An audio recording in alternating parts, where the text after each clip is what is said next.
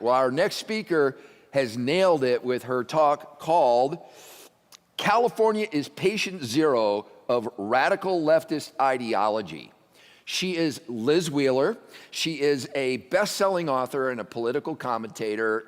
You know her if you've followed conservative media, and if you want to keep following her, you can keep following her at joinlizwheeler.com.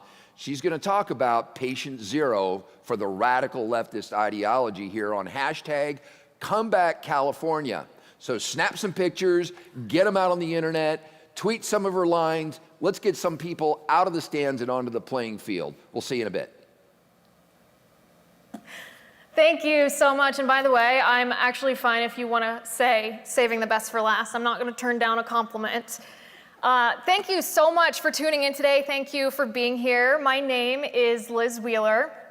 I'm the author of the best-selling book, Tipping Points, How to Topple the Left's House of Cards. Thank you so much to Pastor Jack Hibbs, the community here at Calvary Chino Hills, and thank you to you for having me here today. I'm going to start out tonight by getting right to the point. Did you guys hear about California's new health education framework? This is going to be taught to students, kindergarten through 12th grade, in public schools in the state of California. Have you heard about this? This is new in the last year. The California Board of Education introduced this last summer. And I want to give you a brief overview of what exactly this is. In the summer of 2019, the California State Board of Education introduced a new framework for sex education in public schools in our state. Under this framework, children in kindergarten, so how old is that, 4 or 5 years old? Under this framework, in kindergarten, teachers are encouraged to talk to your 5-year-old child about gender identity and transgenderism, just to make sure that your kindergartner knows that she can be a boy if she wants to be a boy. Under the guidelines of this new framework, in public schools all across the state, in middle school, teachers will be talking to your 11-year-old about masturbation, telling your preteen that masturbation is perfectly healthy, perfectly normal, perfectly okay. Fast forward to junior high and high school, teachers are encouraged to teach your teenager from a book called SEX, the All You Need to Know Sexuality Guide to Get You Through Your Teens and 20s. This book gives descriptions about anal sex and about bondage. Now, any functioning adult with the barest basic knowledge of biology knows that the safest safe sex practice to avoid pregnancies and STIs is abstinence, right? Well, the new California Board of Education framework to teach kids about safe sex teaches them that safe sex does not mean abstaining from sexual activity until you're married. This framework teaches that safe sex means it's okay to do oral sex or anal sex or any sexual behavior that cannot get you pregnant. That is what the state defines as safe. Furthermore, this California state framework encourages teachers to talk to your teenager about LGBTQ relationships and teaches them about puberty, not from a scientific or a biological standpoint, but in a way that, quote, creates an environment that challenges binary concepts of gender. And here's the kicker. For the most part, parents have no power to opt out of this radical leftist indoctrination, this explicit, this graphic sex ed. Technically, parents can opt out of the sex education part, but parents cannot opt out of the material that teaches about gender, gender identity, gender expression, and sexual orientation. So it is a technicality. And the justification for this extreme and graphic sex ed being fed to your kids in public schools, the director of curriculum frameworks and instructional resources at the California Department of Education, her name is Stephanie Gregson, she says, and I quote, "I think that people hear the word transgender or gender identity in guidance for kindergarten through grade 3, and they think the worst. It's really about civil rights issues," end quote. My question is, since when is sexual bondage, which is going to be taught to your child in a public school, a civil rights issue?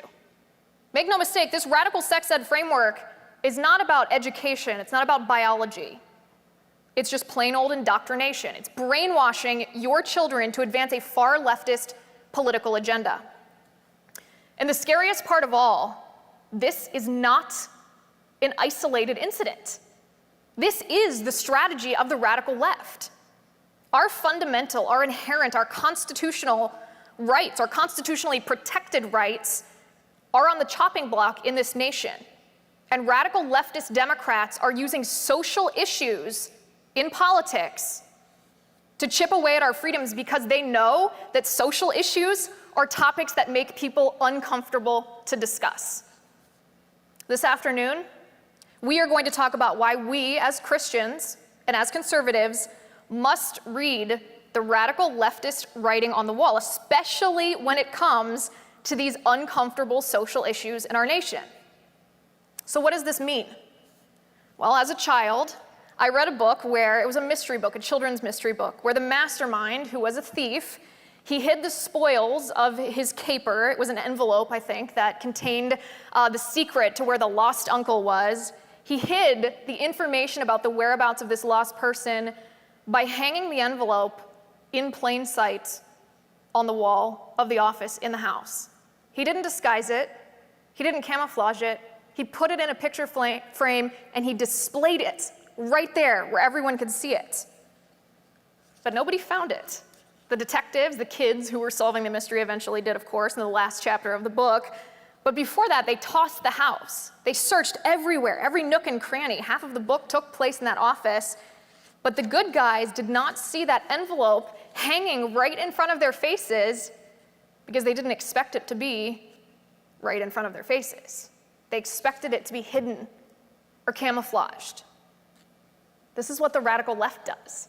They nail their envelope to the wall right in front of our faces, and we conservatives and Christians, we still try to convince ourselves to ignore that writing on the wall. The truth is, the way the left hides their agenda isn't actually by hiding it. They hide it by the reckless and shameless audacity with which they push to control us under our very noses without hiding it. So we can see what the left wants America to look like if we simply look at what they're doing. You'll remember a couple of years ago when a certain presidential candidate who was worshipped by the left promised or threatened, depending on which side of the aisle you're on, to fundamentally transform America. Did we conservatives think he meant it? Did we take him at his word? Did we think that he didn't do everything in his power, and some things decidedly outside his power as chief executive, to make that fundamental change happen? We conservatives and Christians must hit the mute button on Democrats' rhetoric, on their TV commercials, their social media ads, their campaign talking points, the pundits on television, and look at what the left is doing under our noses. Actions speak louder than words. And so this afternoon, we're going to start right here in the state of California, since nowhere is the agenda of the radical left more blatantly visible than in our state. So we started with the graphic sex ed, teaching transgenderism to kindergartners. Well, just last week, the governor of our state of California, Gavin Newsom, signed Senate Bill 145 into law. Have you heard of Senate Bill 145? This is now a new law in our state that reduces the criminal penalties for pedophilia. You wouldn't think that would be a tenable political position, would you?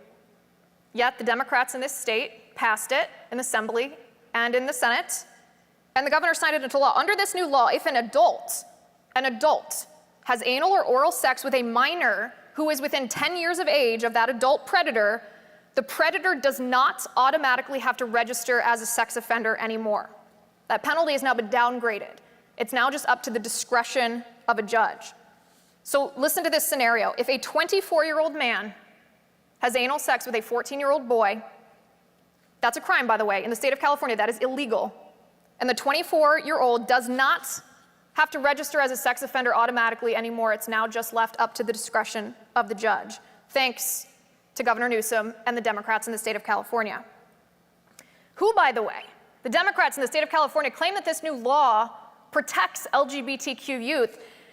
And I gotta tell you, I don't get that argument unless Democrats in the state of California are trying to portray LGBTQ adults as sex predators. Because this new law, make no mistake, puts children at risk, especially young boys. It normalizes pedophilia, and the Democrats know this. This is not the only social, sexual issue in the state of California that the Democrats have tried to swing to the radical left. Thanks to the former governor of this state, Jerry Brown, and his band of loony liberals at the time, it is no longer a felony in the state of California to transmit HIV to another person. Under the provisions of this law, it was Senate Bill 239, you can knowingly donate contaminated blood with HIV, and it's not a felony. You can knowingly transmit HIV during unprotected sex, and it's not a felony, even if the other person is not aware of the risk of contracting HIV before intercourse. Even for intentionally or maliciously transmitting a virus that could ruin their lives, if not cost them their lives entirely, liberals in California reduced the penalty to a mere slap on the wrist, a misdemeanor. You know what else is a misdemeanor? Trying to sell margarine in Iowa and calling it real butter. Democrats in the state of California have now made the two an equitable offense.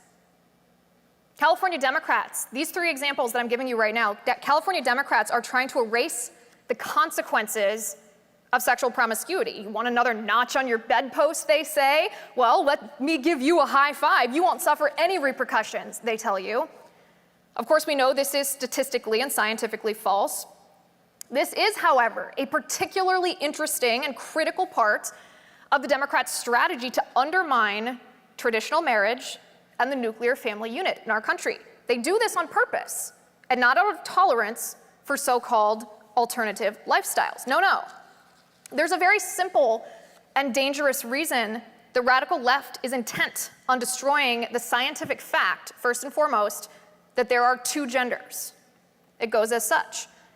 If we erase the idea of biological gender, then by nature, no pun intended, that erases traditional gender roles in our culture. That also erases traditional relationships, doesn't it? If we dissolve traditional relationships between men and women, what does that break? That breaks down marriage. If we attack marriage, that destroys the family structure. If we lose our family unit in this nation, people will be forced to resort to relying on the government instead of relying on their families or their communities for everything, for emotional support, for education, financial assistance, moral guidance, God, friends, everything from A to Z.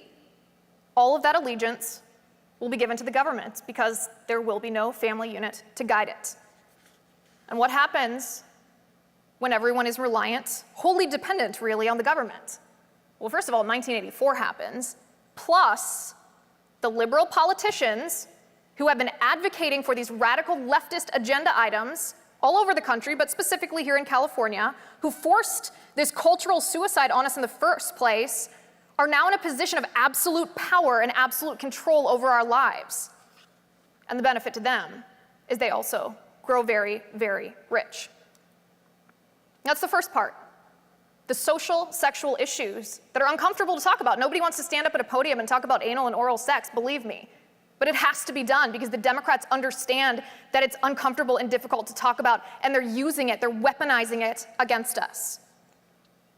The second social issue, the second set of social issues the Democrats target is education. Education. UC Berkeley, part of the University of California education system, declared last year that the statement, and this is the statement, quote, "The most qualified person should get the job." That seems like a no-brainer, right? Common sense. UC Berkeley declared that statement to be a racist microaggression. Why? Got me. Again, unless they're trying to suggest that people of other races are less capable, which is inherently racist, immoral, and evil to suggest, who knows what they could possibly mean.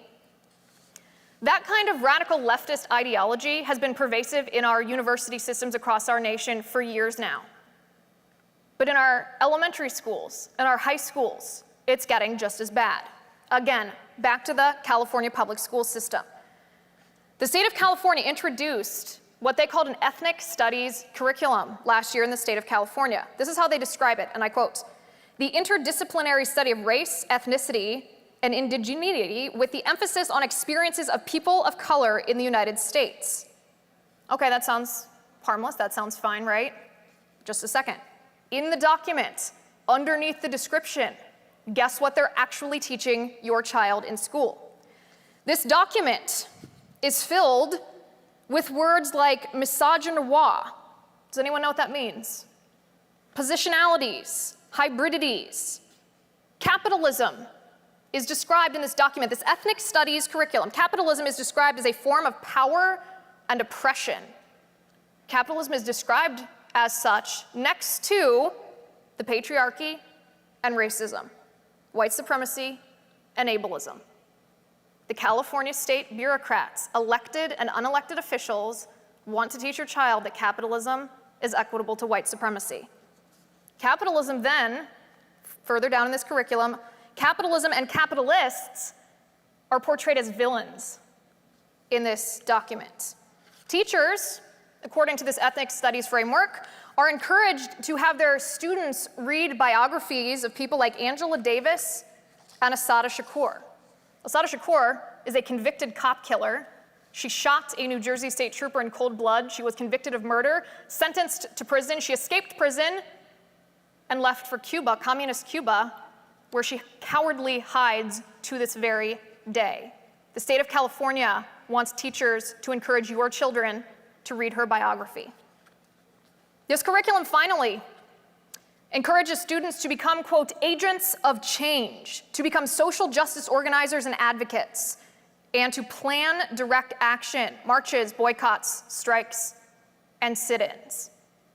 Does this sound like education to you? Does this sound like teaching our children the facts and the opinion on both sides? Does this sound like unbiased, nonpartisan education? Of course it doesn't. It is biased, it is partisan, it is ideologically far to the left. And the California State Democrats want to make sure that your children have to experience this indoctrination, that they are required to. They want to essentially ban homeschooling. In early 2018, a Democratic Assemblywoman in the state of California by the name of Susan Eggman introduced a bill targeting homeschooling families. It was AB 2926 for those who want to read it themselves. Under the provisions of this bill and its companion bill, AB 2756, government officials would be permitted to snoop on families who homeschool under the guise, wait for it, of fire safety. Now, Eggman's cronies claimed that this bill would help prevent child abuse, too. This is a favorite tactic of the left. It's completely false. This is what they do, though. They co-opt and they exploit tragedy. They use people's feelings in order to shove through their liberal agenda. In this particular case, the left was playing off of the arrest of the Turpins, a couple in California who had egregiously horrifying abuse of their 13 children whom they hid from the public by claiming to homeschool the kids. In fact, the rate of abuse inflicted on children who attend public school statistically is higher than the rate of abuse of that of homeschooled children. You can look it up. The studies have been done. The point, though, is that the purpose of this anti-homeschooling bill and its companion bill was obvious. The left did not disguise the fact that they were trying to make it as difficult as possible, if not completely impossible, for parents to choose to homeschool their children. Home visits, can you imagine? Inspections of the home? Imagine a government agent showing up to your door unannounced, a provision that was allowed in the companion bill, AB 2756, snooping around your home and ordering you to show credentials to prove that you're a certified teacher if you want to homeschool your children. By the way, private school teachers in the state of California are not required to be certified, just so that we all understand the context here. There's also no statistical proof that children taught by uncertified teachers fare any worse academically than children taught by certified teachers. So, I don't need to tell you that the purpose of the credentialing provision is simple: to eliminate as many parents as possible from being eligible to homeschool their children. California Democrats, as you can see, think that they know better than parents. They want to prohibit parents from making decisions that the parents deem best for their children. Why? Because the California State Democrats want as many children as possible to be indoctrinated in their public schools. Now, fortunately, and many of you watching tonight, or this afternoon, I should say, may have been part of this. Fortunately, homeschooling families in the state of California rebelled against this insane attack on parental rights, and the unannounced fire safety check was stripped from AB 2756. I wish I could say the same about the other bill. As you can see, the attacks on freedom and liberty by Democrats in the state of California are like a tsunami. Another day, another individual liberty fed to the snarling, burgeoning big government monster. And here's the thing. Democrats never hid their agenda for 1 second. Instead, they tried to turn it on us, and they told us that they're fighting for our rights. But are they? Do their actions show us that they're increasing protections on our liberty and our security, or that they are working to violate and wreck our rights? Read the writing on the wall, you decide. So we have social sexual issues, we have education indoctrination, and then we have religious liberty. That's the third prong of how Democrats in California target social issues. In 2015, the California State Assembly and then the California State Senate passed a piece of legislation they called the California Reproductive Fact Act. Have you guys heard of it? This bill required pro-life crisis pregnancy centers in the state of California to post advertisements for free abortions on the wall of their establishment. In other words, the California state Democrats were compelling speech by private citizens, even if that speech violated the very fundamental religious beliefs and doctrine held by the people running these crisis pregnancy centers. Under penalty of criminal prosecution, the proprietors of pro-life pregnancy centers were forced to choose between violating their conscience or violating the law. Outrageous is a tame word to describe the tyrannical behavior of the state doing this, forcing primarily religious, because that's who it is, primarily religious pro-life crisis pregnancy centers to use their enterprise as an advertising platform to promote a procedure to which they're not only morally opposed, but their business mission is dedicated to ending.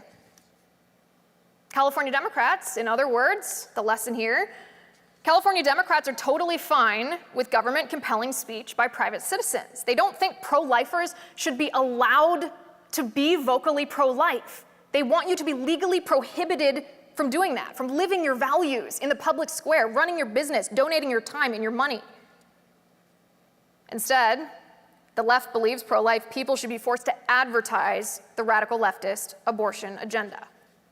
Now, fortunately, again, the outcry from the right and from justice-minded people caused the Supreme Court to rule that that law likely violates the First Amendment right to free speech of the pro-life crisis pregnancy centers. The Supreme Court reversed the ruling of the Ninth Circuit Court of Appeals in 2018 and sent the case back to the lower court. Even Justice Anthony Kennedy wrote a concurring opinion on this case, in addition to Clarence Thomas's majority opinion, in which he absolutely lambasted the state of California. Kennedy called the law an example of the serious threat presented when government seeks to impose its message in the place of individual speech, thought, and expression. Kennedy specifically chastised the leftist lawmakers who had voted in favor of the law. He said, "It is not forward-thinking to force individuals to be an instrument for fostering public adherence to an ideological point of view they find unacceptable," end quote. That was Justice Kennedy who said that. And then the Democratic Attorney General of the state of California, Javier Becerra, he called the Supreme Court's ruling unfortunate. 1 year before that, in October of 2017, again, this is back when the governor was Jerry Brown, who was called Moonbeam for a reason, he signed into law a piece of legislation that allows the government, the California state government, to throw nurses in jail if they misgender their geriatric patients. This doesn't sound like a real law, does it? This is what it says. This law states that nurses are required to address their patients as Z and Zer, that is spelled Z-E and Z-I-R, if so requested by their elderly patients. And there is no provision in this bill exempting Christian nursing homes, nor are there protections for Christian nurses who abide by the traditional Christian belief and scientific reality that there are only two biological genders.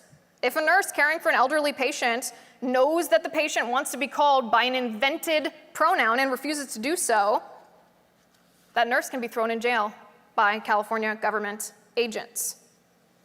By the way, this is the same state that allows you to change your gender on your license or on your driver's license without any actual legal standards that you must meet in order to claim that you have transitioned genders.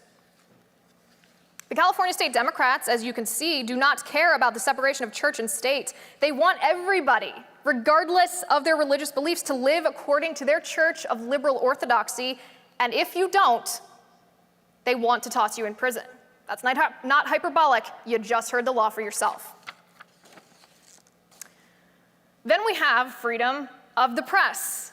I don't have to tell you the story of Kamala Harris, now vice presidential running mate of Joe Biden, who is also a senator. At the time, she was the Attorney General of the state of California. She targeted an investigative journalist, my friend David Daleiden, who exposed Planned Parenthood for their illegal aborted baby body parts harvesting scheme. They sold the parts of aborted babies for profit. Kamala Harris, while she was Attorney General, raided Daleiden's apartment. Not Planned Parenthood, the lawbreakers, Daleiden's apartment, confiscated his laptop. Daleiden was charged with crimes, felonies, even though it was Planned Parenthood who had committed at least 2 crimes, which they admit on videotaped testimony, and they got off scot-free. The 2 crimes, by the way, just so we're very clear, altering the abortion procedure to procure intact body parts from these babies is illegal, and committing illegal partial birth abortions is obviously illegal, both of which Planned Parenthood officials admitted to under oath on videotaped testimony.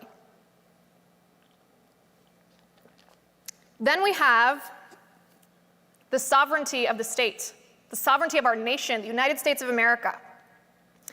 In May of 2018, the California State Senate introduced a bill wanting to allow illegal immigrants to serve in state government. Ingest that for a moment. Allow foreign nationals to serve in our government, to make laws that we, the citizens of the United States, are required to follow. The California State Democrats tried to pass such a bill. Fortunately, that bill did not become law, but read the writing on the wall. What did their actions show us? This is what they want for our nation.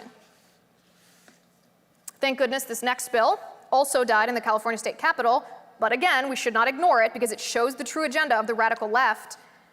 The bill, Senate Bill 974, would have allowed illegal immigrants to sign up for Medi-Cal. Medi-Cal is California's version of Medicaid, which, by the way, was originally intended for children in poverty, disabled persons, and pregnant women.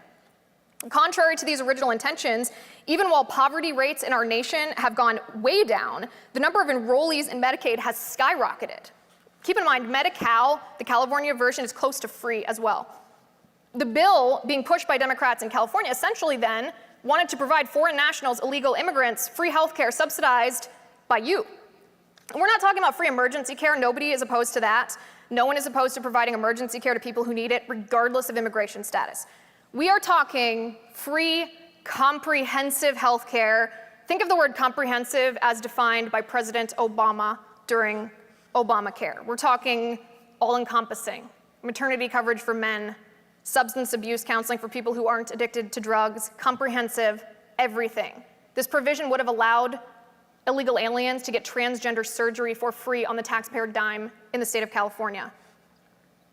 Meanwhile, by the way, a growing number of doctors and providers in California won't accept Medi-Cal patients because the reimbursement rate from the state is so pathetic. It's bad for their business to take Medi-Cal patients. So instead of fixing that problem for the citizens of the state so that they can have better access to healthcare if they need it, liberals in California are dumping a whole new demographic of people, illegal immigrants, into the program. And guess who pays for this? Well, of course you do. And I do, anybody who has a job, anybody who pays taxes. We are now paying for the health care of foreign nationals who illegally came into our country and are here still illegally. This is important because Democrats in California think they have a right to take our money, the fruits of our labor, and give it to somebody else just because they want to, just because they legislate it. They think they have the authority to take a portion of your paycheck every week and give it to somebody who broke the law, reward them for breaking the law. They think they have a right to force you to pay for gender-bending puberty-suppressing hormones and genital mutilation surgery for the illegal alien next door who hopped the border fence. This is what the California Democrats tried to do. They tried to make this a law in our state. They aren't hiding it. The more radical the notion, the harder the Democrats seem to work to try to codify it into law. In fact, sometimes the agenda of the left is so radical and so insane, it's hard to believe that it's actually real. Good thing we have proof in all these bills. You can look them up for yourself. So let's take a minute and circle back to my analogy from the beginning of the envelope hiding in plain sight on the wall. For the past 20 minutes, do you see it? Do you see it staring right at us in front of our faces, taunting us as if to say, don't you believe that I'm real? Don't you believe that I'm actually here? Of course, the Democrats try to sow a seed of doubt in our minds. They tell us that we are not seeing what we are seeing. They're masters of diversion in a sense, almost like a pickpocket magician. Listen to me tell you that I'm not stealing your wallet while my hand slides into your pocket and takes the money right out of your pocket. See, I didn't take your wallet, just your money. That's what they tell us. But you and I, we can see what Democrats want for America. If we stop listening to their diversionary words, stop letting their sleight of hand fool us, and instead start looking at their actions. They do not hide their agenda. And their agenda is not moderate. It is not common sense. It is not compassionate. It's radical. And it's laser focused on social issues, because social issues are uncomfortable to talk about. We've just seen this for ourselves in the state of California. Here's the thing, this is very important. This is not just isolated to California. Much of the leftist big government insanity in our nation starts in California politics. The California state capitol is the breeding ground, the petri dish wherein the radical leftist orthodoxy festers. You can think of California actually as patient zero, the first person infected with the plague, who infects 10 more people, who infects 10 more people, who infects 10 more people, et cetera, until the pervasive illness, we'll call it radical leftism, is rampant, sweeping our nation, leaving strewn in its path victims formerly known as life, liberty, and the pursuit of happiness. Make no mistake, what happens first in California is soon pushed into the furthest corners of our nation. Even a small Midwestern town that right now feels safe from the intrusion of big government will not be immune to this. These policies are disseminated from California many times by radical leftist politicians who began their careers, even if they now serve at the federal level, they began their careers in the state of California. Speaker Nancy Pelosi is the first one who comes to mind. She called the $1,000 bonuses and Trump tax breaks for the middle class crumbs. It probably is crumbs to her. She voted against the partial birth abortion ban. Nancy Pelosi voted against allowing the 10 Commandments to be displayed in public schools. She is undercredited, by the way, for her significant role in convincing Barack Obama to pass Obamacare. Nancy Pelosi is the former chair of the California Democratic Party, and of course now the current Speaker of the House of Representatives. Kamala Harris, too, came from California. She was the California Attorney General. Her team, as I mentioned, raided the apartment of investigative journalist David Daleiden after he exposed Planned Parenthood's illegal aborted baby body parts chop shot. Coincidentally, though, this is the point that needs to be made, during her campaign for the United States Senate, Harris had a tab on her campaign website where people could donate to Planned Parenthood. It's funny, huh? I'm sure the relationship is not significant to Harris targeting Daleiden for exposing Planned Parenthood's criminal activity instead of prosecuting Planned Parenthood for breaking the law, as was her duty to do as chief law enforcement officer in this state. Not only is Harris the former Attorney General of California, she was also a district attorney in San Francisco, a bastion of law and order if I've ever seen one. And now she wants to serve in the highest office of the land as Vice President of the United States. We also have the far-left politicos who found a safe haven in California after they served in the Obama administration, like former Obama Secretary of Homeland Security, Janet Napolitano. She is now in charge of the entire state-funded University of California school system. And get this, the California State Assembly hired Mr. Contempt of Congress himself. Former Obama Attorney General Eric Holder was hired by California Democrats to help them craft a legal strategy to fight the Trump administration.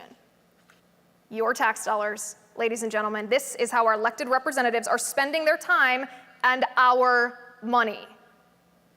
Again, I'm going to repeat this until the cows come home. The left does not hide their true agenda. We conservatives are often just too skeptical to believe it. We're quick to accept their words or their denials, and we forget to look at what they're doing. We give them the benefit of the doubt. We ignore their actions, the policies that they push, the legislation they introduce, the regulations they mandate.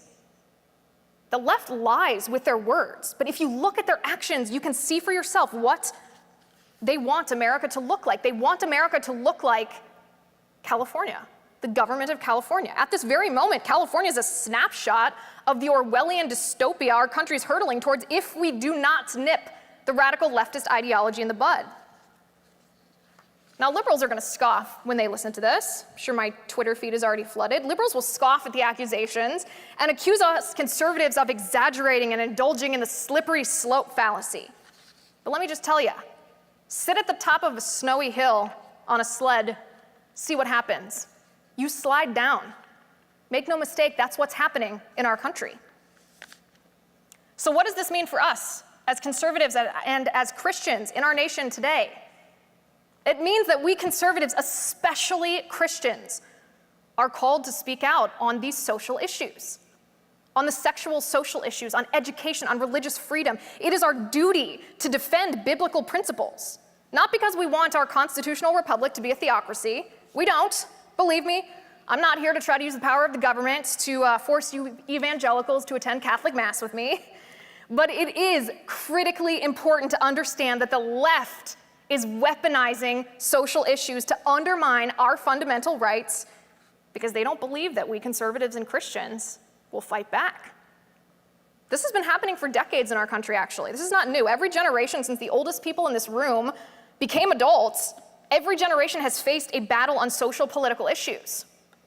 The 1960s, it was the sexual revolution, birth control, free love, promiscuity. The 1970s was abortion. The 1980s was divorce, the breakdown of the family. The 1990s was online pornography. The 2000s, the hookup culture at colleges. 2010, gay marriage. And now we see the transgender ideology, graphic sex ed, parental rights, homeschooling, all on the chopping block. We're told, too, that this is just about liberation or libertarianism, that we should let other people do what they want to do. And legally, that's true. But culturally, it's a lie. We can see for ourselves that the left is weaponizing these issues not out of tolerance, not to increase freedoms, but to restrict the rights of people, Christians and conservatives, whose ideology they do not like. The left attacks the bedrock values of our nation, religion, family, and education, and they do this to render people dependent on government instead of God by replacing parents and spouses with bureaucrats and frameworks and curriculums. They render our next generation compliant by indoctrinating children in public schools with warped leftist agenda items taught by the same government bureaucrats positioning themselves to be obeyed instead of God, to replace the support of families with government regulations and government assistance. Remember, the more that people are dependent on government, the more dependent on government that people are, the more power the government holds over our lives. That is the ultimate goal of the left. We can see the writing on the wall. We can see the truth in front of our face. The question that we all have to ask ourselves is this: what will we do when we see the truth? Thank you. You can follow me on Twitter at Liz_Wheeler. Join me on YouTube at joinlizwheeler.com. Thank you all so much for having me today. It was a pleasure to speak to you, and God bless you all.